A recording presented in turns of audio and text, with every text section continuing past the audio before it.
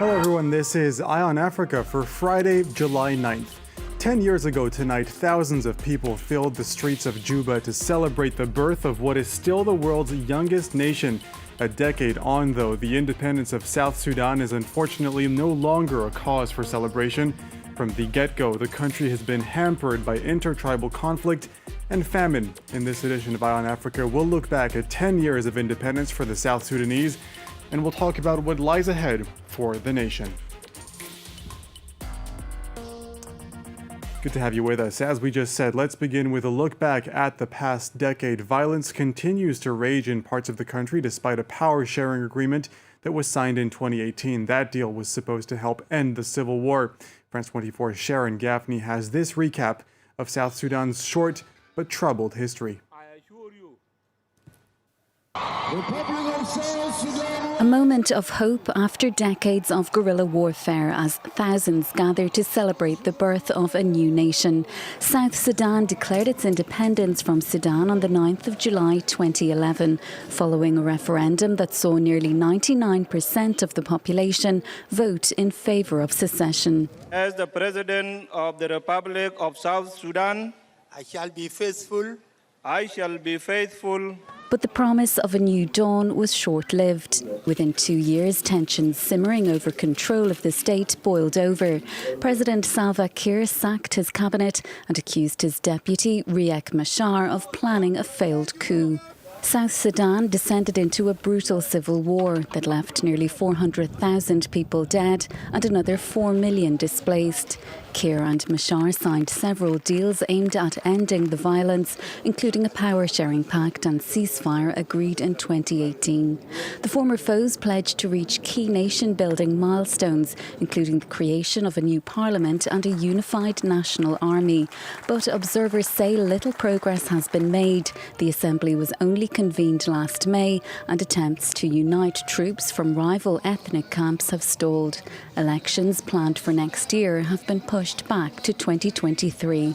If the elections essentially become a showdown between the two main warring parties, that would be a recipe on its own potentially to go back to civil war. As well as political instability, South Sudan has been hit by a litany of other catastrophes, including drought, flooding and a surge in armed conflict waged by ethnic militias. The impoverished nation remains one of the most dangerous places in the world for aid workers. 4 out of every 5 people in the country of 11 million live in what the World Bank has described as absolute poverty. Well, as Sharon just mentioned in that story, South Sudan has been hit hard by drought, flooding, and armed violence. Another issue that has affected the country and its residents is famine. According to Save the Children, 7.2 million people are currently on the brink or in famine. To give you some perspective on that number, the country's total population is 11 million. Joining us now from Juba is Marwa Awad, spokeswoman for the World Food Programme. Marwa, thank you very much for being with us. The birth of a nation is often a time of hope and joy, but unfortunately this has not been the case for South Sudan. Tell us a bit about the scope of the famine in the country. Yes, thank you for having me. The scope, it's quite a serious issue, famine. Now, we have tracked the number of people who are on the verge of famine or are one step away from famine, and those people are over 100,000 people, and they exist in areas that are extremely disenfranchised and where no basic services are available or any way of reaching the people with assistance in a very accessible manner. Those are people who are living in particularly the greater Jonglei area. Other people throughout the country are suffering from high levels of hunger, but we would not call it famine. So there is a spectrum. And what we are trying to do now as the World Food Programme is we've been scaling up our assistance in the areas that are hardest hit, that are suffering from the highest level of hunger ever since the establishment of this country. And this scale up is showing progress, but more needs to be done.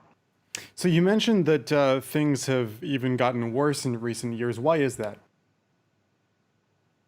It's because of a confluence of factors. Of course, conflict is on top of them. Conflict is always detrimental to our ability as humanitarians to access areas of high need. And of course, with conflict comes displacement, and with displacement comes hunger, because people leave everything behind. They lose their land, they lose their cattle, they lose their homes. But there's also this excessive amount of flooding that has been happening in the course of the past 3 years. And this has led to a lot of poverty as well, and waterborne diseases. On top of that, you have the issue of COVID-19. COVID-19, unfortunately, came at a time when the country was already struggling with everything else, and it had led to increasing number of people who are becoming impoverished because they no longer have their daily jobs. So this toxic mix, we call it, of these negative factors have had very dire implications for the nation.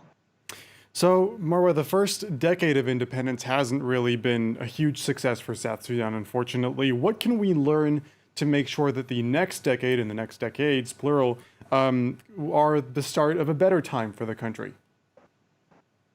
So what we need to learn is that conflict must stop. This is something within everybody's hands. It's man-made. The conflict is man-made. And so what is necessary is for everyone to come together. The government needs to address violence on the communal level. There are a lot of youth groups that are disenfranchised, and without the presence of some kind of livelihood or programming that would allow them to work towards something, they end up attacking one another, and this kind of violence then spreads even and affects humanitarians. And the World Food Program has come under, and our partners have come under this impact as well. But there is also just calling on the international community to not give up on South Sudan. We know that things have been getting worse, but we have been improving. We've been able to keep famine at bay, and this is something worth pointing out and reflecting on. So we need the world to support South Sudan for the next decade, so that more improvement comes about and less conflict ensues. Marwa Awad, spokeswoman for the World Food Program, thank you very much for your insight from South Sudan as we take stock on 10 years of this independence for this country. Thank you very much. Well, here's another jaw-dropping number for you. 2/3 of the citizens of South Sudan are under the age of 25. Among the country's numerous issues, a struggling education system. Now, some young adults who are tired of waiting for things to change are taking matters in their own hands. France 24's Simon Wolfhart reports from Juba. Promoting peace in South Sudan through painting. Anataban, a collective for young artists, was founded in 2016 during the civil war. 1 year after the creation of a national unity government, its members acknowledged some improvements. War have affected every other person, from the elderly, the children, and also the youth as well. Situation is quite promising in South Sudan right now, not like a few years back. It's not like 2013 or like 2016. It's right now improving. The young generation uses this new peace to attend university. The University of Juba was built in 1975 during the country's boom. It now counts 20,000 students. It's a bit better than what it was before, and the electricity stays much longer than it was before. Even though infrastructure is improving, many students in Juba feel left to themselves. The books that we have here, they are a bit shallow, and getting online, we have internet, but it's not that faster. And getting book online, sometimes you have to buy them, and there's no student welfare fund to cater for the student needs. To create opportunities for the future, Garang attends a startup incubator in Juba after classes. Okay, so how's the Janino project going on? Oh, it's doing well. We are finalizing on the land preparation.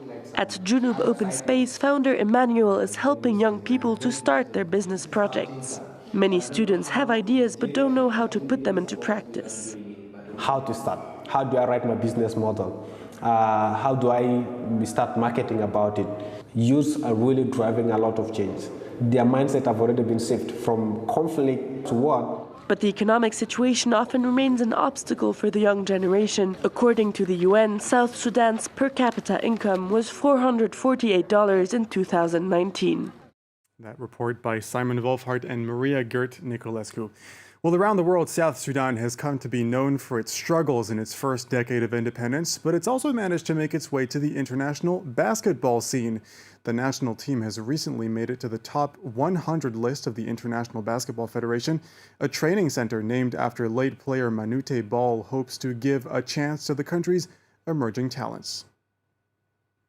It's one of the only basketball fields in South Sudan. Before it opened in 2015, players were practicing on a patch of concrete. The Luol Deng Foundation has transformed it into a training center for young talents.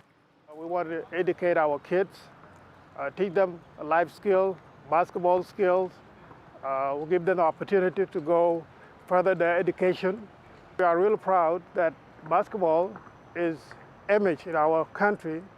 You know, when we go compete outside, we represent South Sudan. Mazen is only 16 years old. The 2-meter-tall young man dreams of making the selection to a national team next year and maybe one day play abroad. My dream is to go outside. When I come here, I have to help kids who are not able to play basketball, get them play basketball, provide them good stuff. So that's my dream, to be a pro and come back, help back home. South Sudan is not only about war. South Sudan is going ahead. South Sudan is doing great things. In Juba, basketball is being showcased in several TV and radio shows. Talking about the national basketball team, remember early this year, the team participated in the qualifiers of the AfroBasket in Rwanda, Kigali, where they had an exceptional performance. But for this sports journalist, South Sudanese basketball is still lacking means. We have the talent, both in and outside this country. All that is required now is for the people responsible, the federation, the government itself, because a sport will not develop if the government does not come in to give that supporting hand. Despite these difficulties, South Sudan, which did not exist as a country 10 years ago, managed to be ranked as the 97th country by the International Federation of Basketball. And on that remarkable and positive note, we thank you for watching this special South Sudan edition of Eye on Africa, looking back at 10 years of independence. The news continues on France 24 right after this.